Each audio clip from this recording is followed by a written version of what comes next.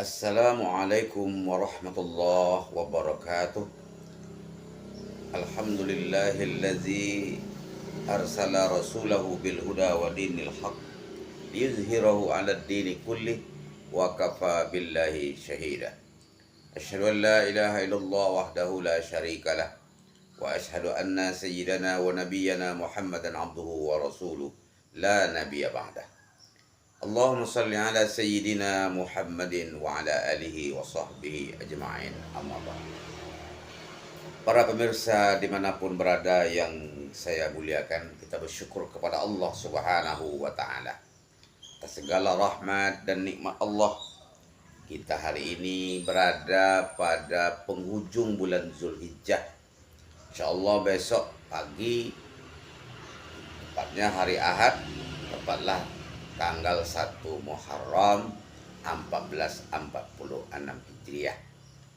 Jadi pada kesempatan ini layaknya kita mengucapkan puji syukur kepada Allah Subhanahu wa Ta'ala.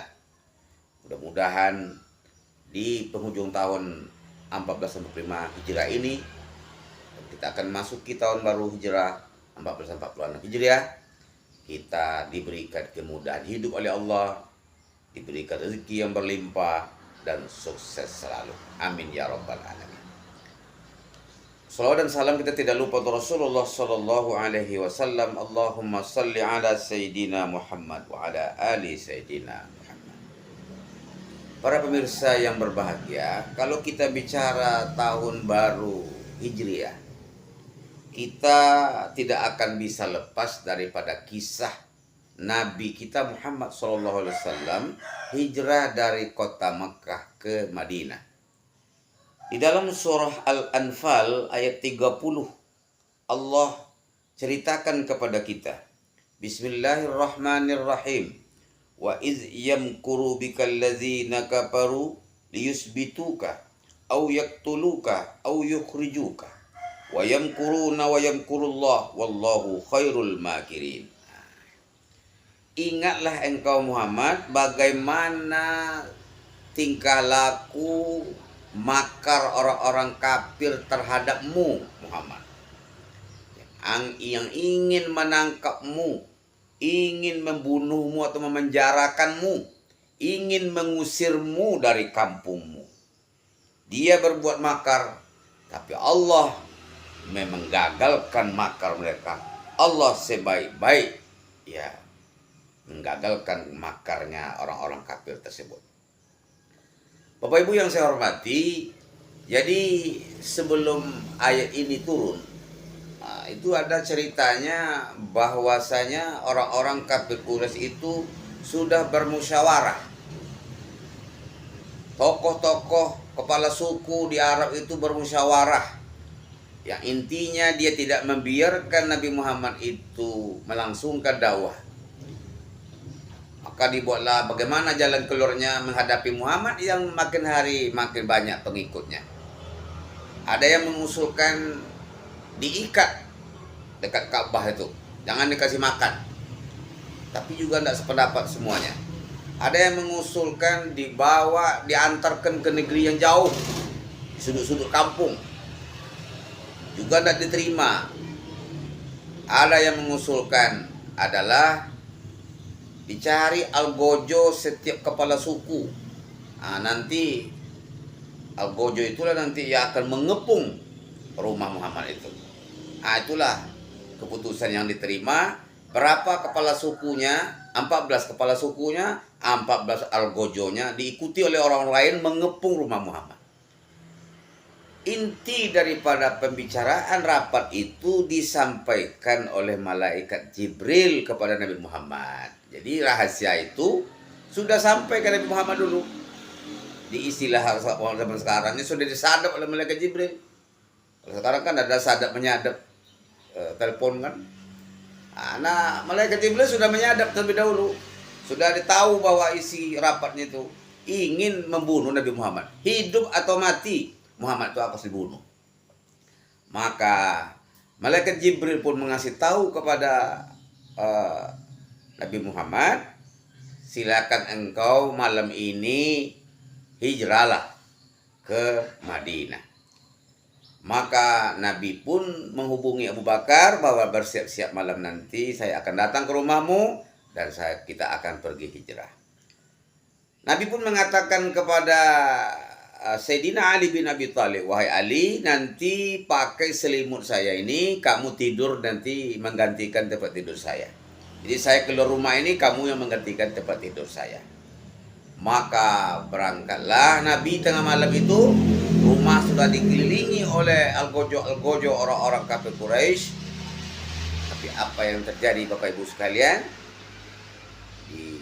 Nabi kita lolos, diambil pasir oleh Nabi itu, diginikan ke kepala orang kepala orang yang mengepung rumah itu.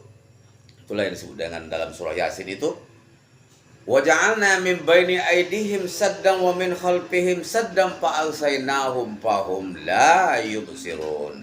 Kami jadikan di depan mereka dinding, di belakang mereka dinding. Dia tidak bisa melihat. Loloslah Nabi kita Muhammad sampai ke rumah Abu Bakar.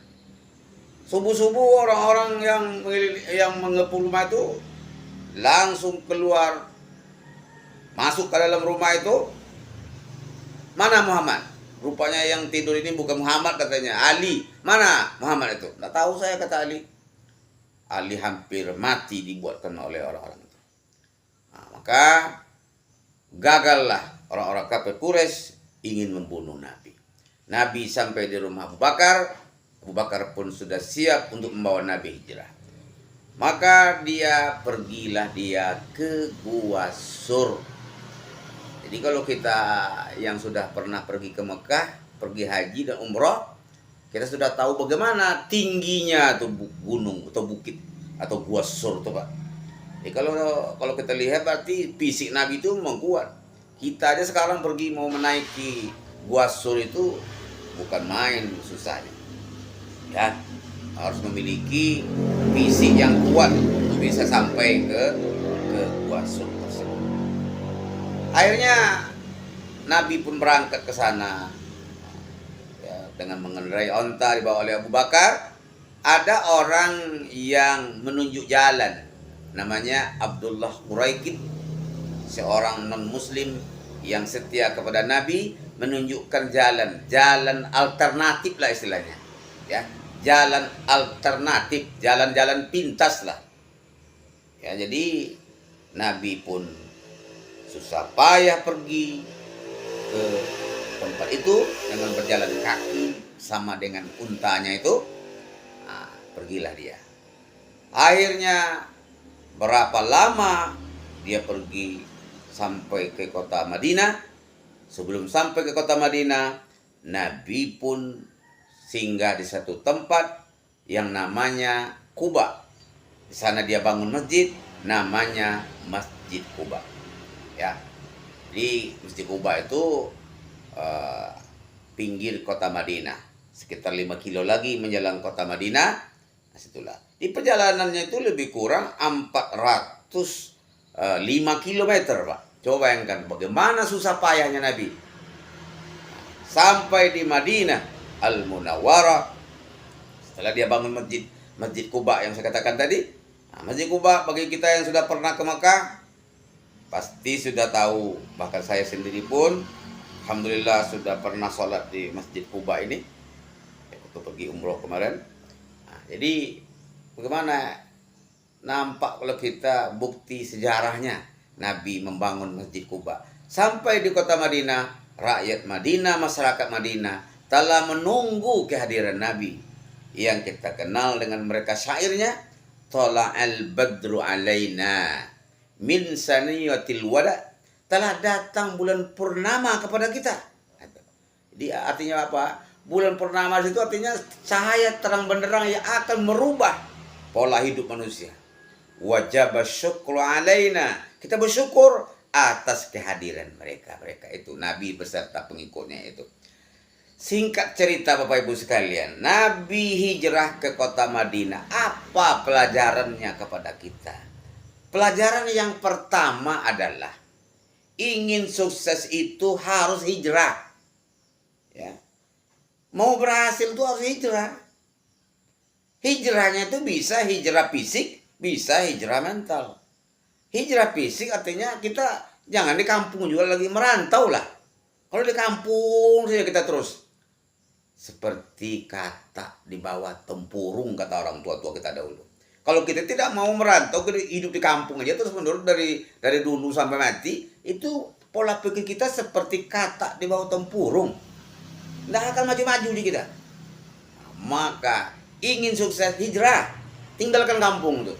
Maka selalu saya sampaikan, kita banyak belajar dengan saudara kita dari Sumatera Barat, Pak, orang Minang. Orang Minang tuh merantau aja luar biasa. Kemana-mana, sampai di seluruh dunia ini ada orang Minang tuh, Pak. Itu hebatnya dia. Sukses. Hari raya, akhir tahun, dia pulang kampung mereka.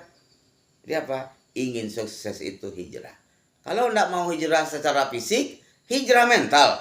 Nah, hijrah mentalnya seperti apa? Yang pertama, hijrah dari lalai kepada taat. Nah, inilah esensi hijrah itu. Yang pertama apa? Hijrah dari lalai kepada taat. Selama ini banyak orang yang enteng-enteng aja, Pak. Sholatnya sekali seminggu.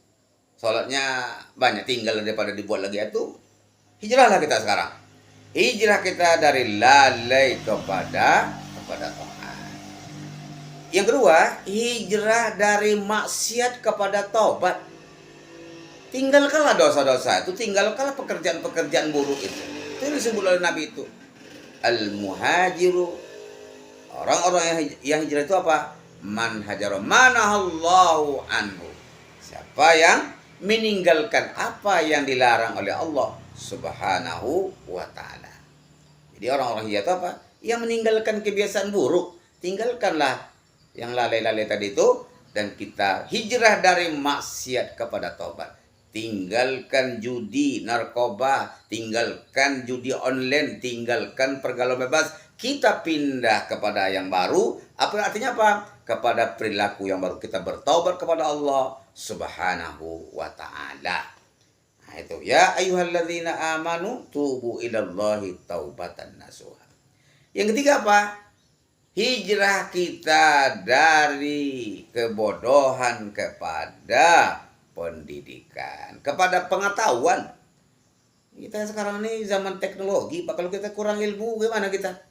Cari ilmu. Untuk beribadah pun juga harus pakai ilmu. Kalau tidak ada ilmu kita, salah kita beribadah itu. Maka pada bapak-bapak ibu kita yang sudah tua, yang sudah tidak sekolah lagi, kemana dia mencari ilmu? Mencari ilmunya lewat pengajian. Innama yakhshallaha min ibadihil ulama. Sungguhnya orang-orang yang takut kepada Allah itu adalah orang-orang yang berilmu. Hijrah kita dari kebodohan kepada pengetahuan. Yang keempat apa? Hijrah kita dari perpecahan kepada persaudaraan. Kita masih berantem masalah kunut, ya? Masih berantem masalah kunut, masalah sedina. Kapan kita mau maju? Nggak usah diperbincang-bincangkan juga lagi. Tidak akan selesai itu masalah hilafiyah itu. Kita bersatulah. Wa'tasimu bihablillahi jami'a wa la tafarraqu. Berpegang teguhlah kamu kepada tali Allah, jangan kamu berpecah belah. Bersatu. Ke bukit sama mendaki, ke lurah sama menurun, berat sama dipikul, ringan sama dijinjing. Bapak Ibu yang saya hormati, yang terakhir, ya, esensi hijrah kita itu adalah hijrah kita dari bakhil kepada dermawan. Banyak orang zaman sekarang tuh yang kikir, Pak. Kata orang Minang, sampili karyang katanya. Kedekut, ya. Uang banyak, bermiliar-miliar, sanggup sedekahnya di kota impak 1.000. Kikir namanya itu. Nah, mari kita rubah tingkah laku kita dari bakhil kepada dermawan. Wa amma man bakhila wastaghna wa kadzdzaba bil husna fasanu yassiruhu lil usra. Siapa yang bakhil, merasa dirinya cukup, dia tidak akan dapat bahagia. Dia akan apa? Dia akan menderita, hidupnya akan susah. Ya, inilah dulu mutiara ilmunya yang saya sampaikan pada hari ini. Mudah-mudahan bermanfaat untuk kita semuanya, dan saya mendoakan semoga yang menonton video ini. Allah berikan kesehatan yang baik, Allah mudahkan rezekinya, dan tolong di-subscribe untuk kelangsungan dakwah kita masa yang akan datang. Berbanyak maaf. Wassalamualaikum warahmatullahi wabarakatuh.